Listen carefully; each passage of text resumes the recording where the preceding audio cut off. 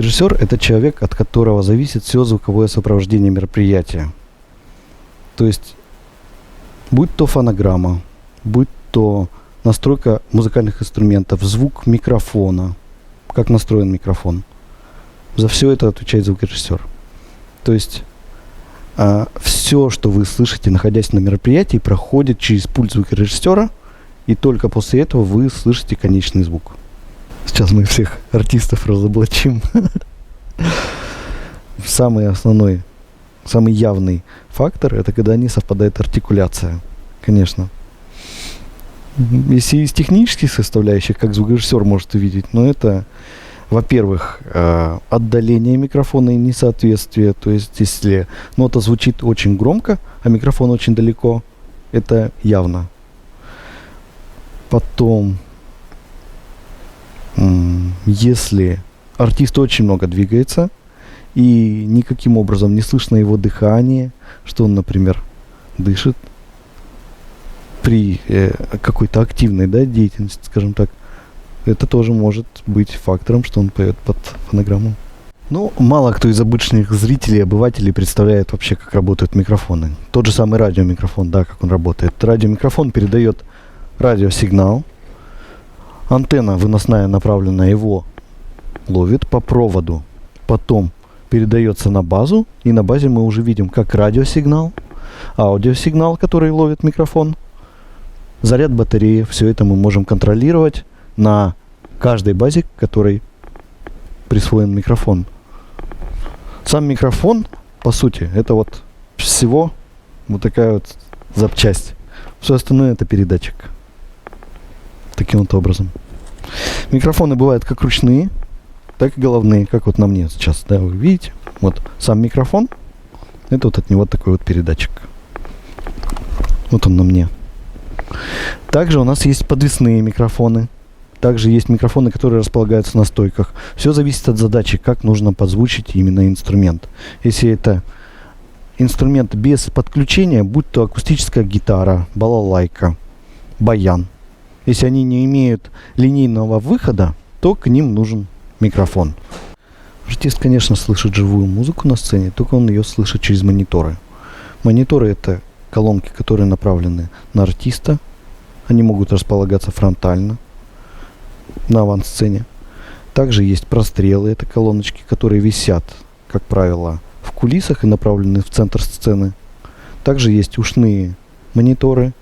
Это когда на артиста вешается приемник, он вставляет наушники в уши и, находясь в любой точке зала, сцены, он слышит тот звук, который ему дал звукорежиссер именно в это устройство. Конечно, сложнее вызвучить хор. Чем больше участников на сцене, чем больше коллектив, конечно, это сложнее, как сказать, не то, что даже сложнее, а на это уходит больше времени. Одного человека озвучить или 15. Когда поет солист, тут достаточно соблюсти баланс именно соотношения фонограммы, под которой поет, например, солист, или оркестр, под который поет солист, но это отдельная тема, да? Вот. А когда поет хор, это уже не один человек поет, да, их достаточно много. И тут уже нужно балансировать голосами. У каждого голос свой, у кого-то он мощнее, у кого-то он не такой сильный, да, скажем, как у другого солиста. И именно балансировка хора как инструмента, он сложнее, конечно, чем вызвучить одного артиста, или это 15 человек, например, про которые я сказал в хоре. Сложно, когда ты инструмент ни разу не слышал, например. Вот, ну, такое случается. Тогда да. Если ты знаешь, как инструмент должен звучать, и что от него хотят услышать артист или зрители, тогда проще. Идеального звука, наверное, не существует. Потому что сколько звукорежиссеров, столько идеальных звуков. Для каждого баланс свой. И для каждого звукорежиссера он, наверное, не идеален, но эталон. Поэтому сколько звукорежиссеров, столько и идеальных звуков. Это не громко. Когда всех слышно, когда никто не вываливается из общего микса.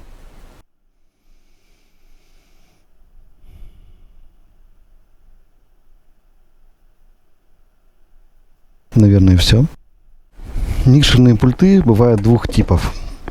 Вот такие вот аналоговые, небольшие, мы их используем, как правило, на выезда или для каких-то минимальных мероприятий. Здесь вот 4 микрофонных входа и стерео входа, то есть мы их можем использовать для ноутбука, для подключения того же телефона, чтобы выдать аудиосигнал. Ну, это вот для таких минимальных задач. Это вот основной наш цифровой микшерный пульт для концертного зала филармонии.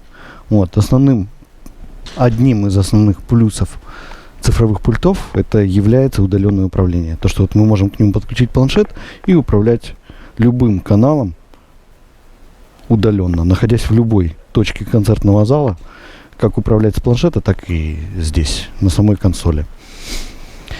Микшерный пульт — это сердце любого концертного зала, так как в него стекаются все аудиосигналы с площадки, будь то микрофоны у артистов, будь то микрофоны у оркестра, и уже с помощью таланта и возможностей звукорежиссера мы видим нашу картинку звука. Нет, конечно, нет. Звукорежиссер это очень, как я уже сказал, творческая профессия и технически сложная. Это не только микрофоны, это не только кнопочку нажать на микрофоне.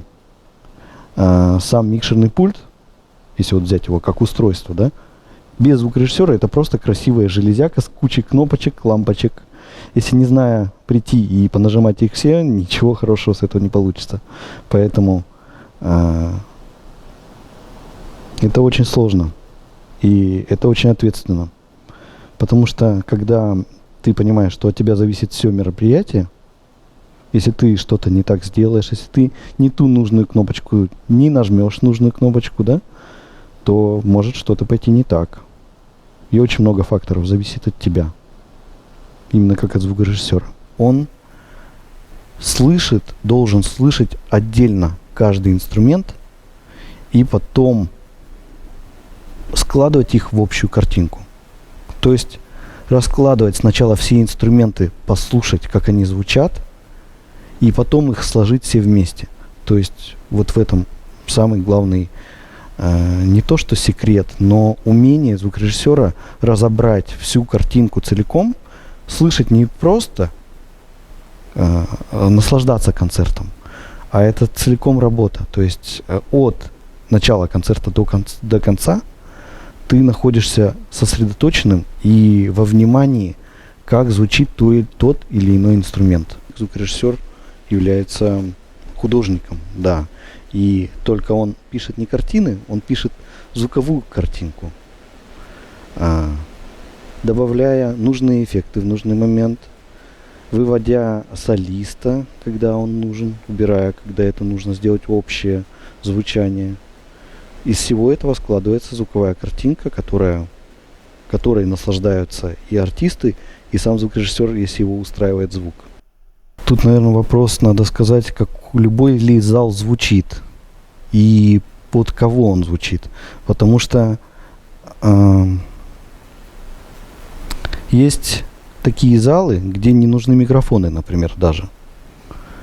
Они настолько акустически правильно построены, что будь в той или иной точке зала артист будет звучать хорошо. А бывают такие залы, что очень тяжело озвучить коллектив, потому что там очень много отражений, эха. Для некоторых коллективов это хорошо, но для некоторых это критично плохо. Потому что звукорежиссер эхо может добавить своим эффектом на пульте, а убрать он его не может, если это акустический зал. Вот, наверное, так. Все зависит от сложности задачи. Будь то какой коллектив, сколько в нем артистов, сколько музыкальных инструментов в этом коллективе. От этого и зависит, в принципе, срок как монтажа, так и настройки. Если это коллектив составляет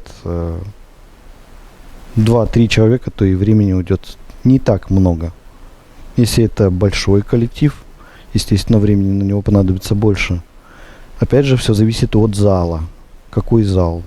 То есть, если это известный дом культуры или какой-то концертный зал, то есть если там уже работали, если мы знаем, что там, то нам, естественно, проще и времени это займет меньше. Но главный успех — это когда после мероприятия к тебе подходят и благодарят за качественный звук, за хороший звук. Это самая главная награда, наверное, и успех для звукорежиссера. Себя оценить очень тяжело со стороны, да? То есть мне нравится мой баланс. У каждого звукорежиссера разный баланс, и он по-разному слышит. Поэтому, если твой баланс понравился также кому-то, поэтому это и является оценкой твоей работы.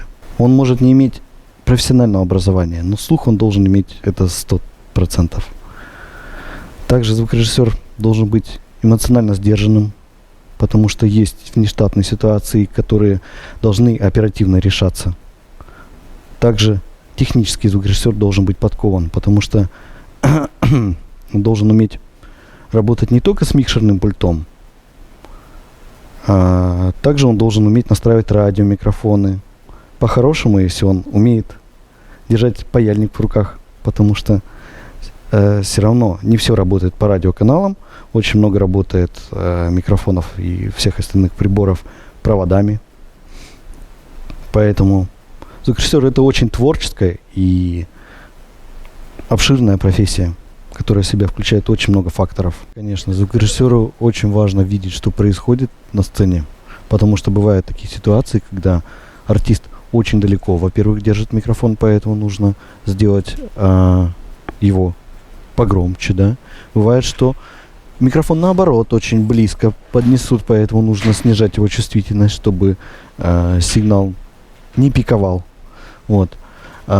Еще бывают такие ситуации, когда, например, когда обращают внимание на звукорежиссера, когда происходят какие-то нештатные ситуации, когда выходит артист, а его не слышно. Здесь вот, например, у меня сигнал приходит на пульте, да, а вот бывает, что вот артист не нажмет кнопочку, выходит, у меня все включено, но его не слышно. Это вот решается таким вот моментом, что вот просто бывают такие случаи при волнении, при каких-то ситуациях за кулисами. Можно сделать ошибку, можно выйти на сцену с выключенным микрофоном, такое случается. Но внимание в этот момент обращается и на звукорежиссера. Бывает такое, что на нас поворачиваются с недовольным видом, почему не работает микрофон. Чтобы избежать внештатных ситуаций на мероприятиях, звукорежиссеры, как правило, работают в паре. То есть, как это называется, техник сцены и звукорежиссер. Чтобы избежать вот этих нештатных ситуаций, они работают в паре, и если что-то случается, звукорежиссер по рации, как правило, передает технику на сцену, что что-то пошло не так. Ну, техник, он тоже, естественно, контролирует весь процесс, что происходит на сцене. В зависимости от ситуации, что пошло не так, техник уже принимает нужное решение, в чем именно была проблема, будь то неисправный кабель, неисправный микрофон, и уже здесь принимает нужные решения. Звукорежиссер, конечно, не побежит со своего рабочего места решать вопрос на сцене. Это неправильно. Все зависит от ситуации на данный момент, где ты находишься. Или это на гастролях дело происходит, или ты находишься здесь у себя, например, в зале, когда мы работаем. На гастролях, могу сказать, самое сложное, это когда после переезда ты приезжаешь в новый зал и не знаешь, чего ожидать. Какой будет звук, какой будет пульт, если мы не везем свой. Если у них там какие-то сложности, например, с тем или иным аппаратом, да, будь то усилитель, будь то какая-либо колонка. Неведение, наверное, самая главная сложность в нашей профессии.